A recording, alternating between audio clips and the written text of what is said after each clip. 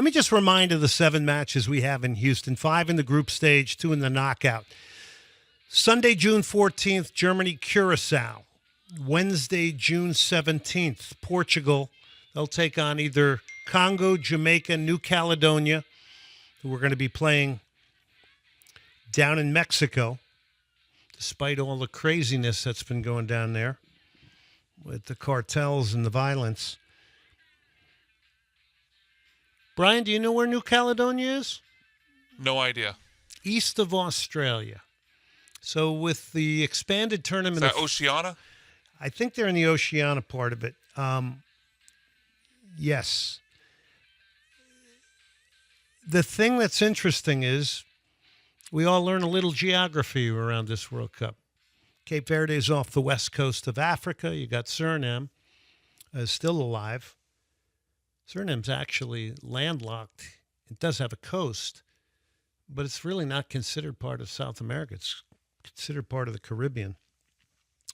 Saturday, after that, Wednesday, June 17th, the 20th, you get the Netherlands versus either Ukraine, Sweden, Poland, or Albania. So a lot of people come up to me, Glenn, what's the most important game, or what do you think will be the best game? Well, it really depends. And we're going to get some surprises in all these games. I think you got to go right away to, the knockout stages because there's finality there. You might likely watch the World Cup winner here in Houston. Brazil or Morocco's coming through here. We can almost guarantee you that. Brazil or Morocco's coming through here. And that could be really an epic game. And then July 4th, 250th anniversary of the United States. You got a round of 16 games. So obviously from a competition standpoint, finality, the elimination rounds, the last 2 games, June 29th and July 4th, will be the 2 to keep an eye on. But prior to that, in the group stages, that June 20th game, Netherlands, and it's going to be an orange invasion here in Houston. That Netherlands game, who knows? The Surge, El Bataillon, maybe they're going to jump in with the Dutch with all the orange. Texian Army. But that Saturday, that's either the Netherlands against the Ukraine, Sweden, Poland, or Albania. Now, if it's the Ukraine, that's a massive story. Sweden, you always have to respect Sweden. Poland with Robert Lewandowski and possibly Mateusz Bogusz, most likely, who is playing for the Houston Dynamo. So he could potentially be playing in Energy Stadium with Poland. And then there's Albania. So we'll see what comes out of that group. Now everybody goes right to the fact that they think it's going to be Poland. I would see how naturally people might say that. On the other hand, that's 4 teams who all want to go to the World Cup. So pretty crazy. 72 first-round matches, more than the entire World Cup in Qatar. Argentina won the World Cup in Qatar after 68 matches. So 48 teams in now. There's a lot of expansion. You get 24 teams, the top 2 in each of the 12 groups, and then you get 8 third-place teams. So 32 teams advance out of 48. So you play 72 games to knock out a handful of teams, which is pretty incredible. Pretty incredible, the amount of games. But like I've said, it's going to lead to amazing single elimination, one-off drama. 16 of those. It's going to be literally insane. It's going to be pretty crazy. And you're going to see upsets. You're going to see games won in the final minutes. And then you may be watching it downtown in Edo. The FIFA Fan Fest will be there. That will be in Houston for the whole World Cup. You're hearing different things happening in different markets around the country. So it can hold 7,500 at one time. I think that's what I heard Patty Smith tell me. But, there's going to be movement of people in and out. So who knows? There may be 15,000, 20,000 down there daily. Large screens, viewing areas. There's a live entertainment stage. They're doing like a talent show, contest, food and beverage zones. If you're one of those companies, you're pretty lucky. Or if you're one of the companies on the fringe of the Fan Fest, you're going to do very well. 7 versus 7 field down there, interactive installations, I think, which are going to be air conditioned so people can go inside. And if you go down to Edo right now, there's a lot of construction going on.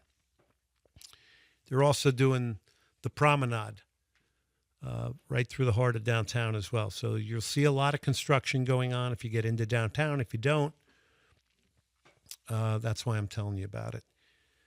We have been doing the Monday Night Football. We just did the 98 World Cup. We did that over at the French Alliance. That was a lot of fun. We had Bill McDonald, who played on the Houston Dynamos. We had Olivier Finadori, who played indoor at the Summit with the Houston Hotshots.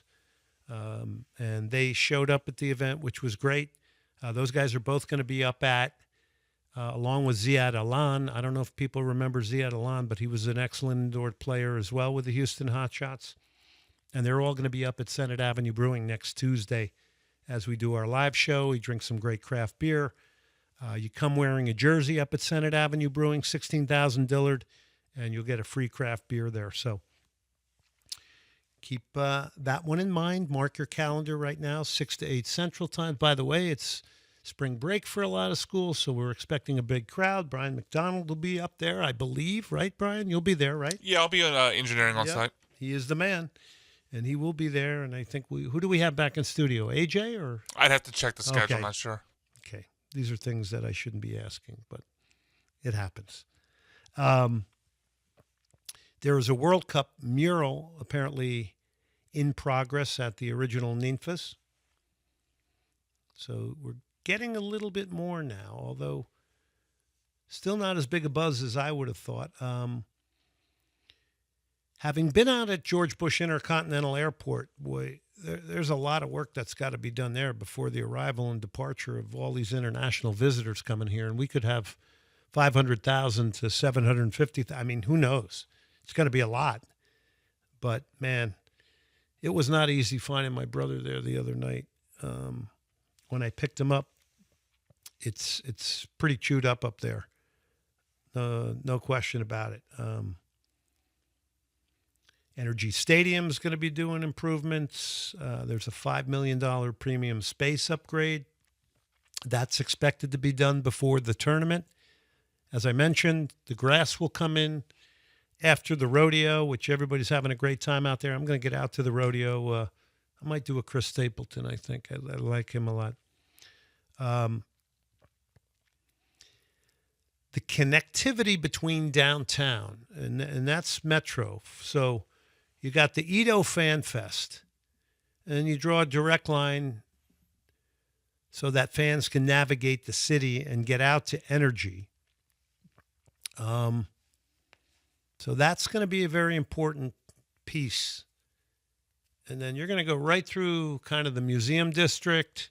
There's going to be a lot of restaurants in and around that area. You're going to end up seeing a lot of people at Herman Park, enjoying that amazing park, and just like Memorial, but this one's smack in the middle. So fans are going to have an opportunity to hit up the zoo. They can hit up museums. They can hit up great restaurants. I think all the businesses that are surrounding and tertiary to the Fan Fest are going to do really, really good business. And if you are down by the museums, we want you to go see Slip Sliders. Our good friend over there, Slip Sliders, 1802 Bins. Best sliders in Houston. All the proteins you're going to want, they're made to order. Slip Sliders on 1802 Bins. That is the place to go.